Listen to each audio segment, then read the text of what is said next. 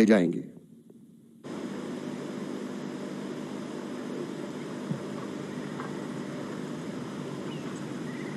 Ladies and gentlemen, now the outgoing Chief of Army Staff, General Qamar Bajwa, Nishan-e-Imtiaz Military, will formally hand over the Pakistan Army Command to Chief of Army Staff Designate, General Syed Asim Munir, Hilal-e-Imtiaz Military. خواتین و حضرات، general Qamar Javed Bajwa نے پاک فوج کی کمان باضابطہ طور پر chief of army staff general Syed Asim Munir Hilal Imtiaz military کو سونپ دی۔ نگاہ بلند سخن دل نواز جاں پرسوز، یہی ہے رفتے سفر میرے کارواں کے لیے۔ جنرل سید آصم منیر ہلال امتیاز ملٹری پاکستان کی بری فوج کے 17ویں چیف آف آرمی اسٹاف ہیں۔ اعزازی شمشیر ہر کیڈٹ کا خواب بھی ہے اور اس کے لیے باعث افتخار بھی۔ آرمی میں کمیشن حاصل کرنے کے بعد پاکستان آرمی کی کمانڈ کسی بھی جنرل آفیسر کے لیے بہت بڑے اعزاز اور وقار کی علامت ہے۔ اللہ تعالیٰ نے chief of army staff general Syed Asim Munir Hilal Imtiaz military کو ان دونوں اعزازات سے نوازا ہے۔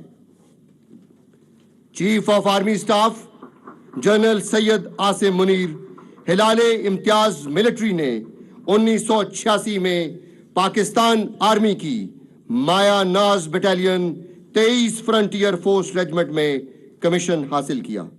آپ کو اعزازی شمشیر حاصل کرنے کا منفرد اعزاز بھی حاصل ہے۔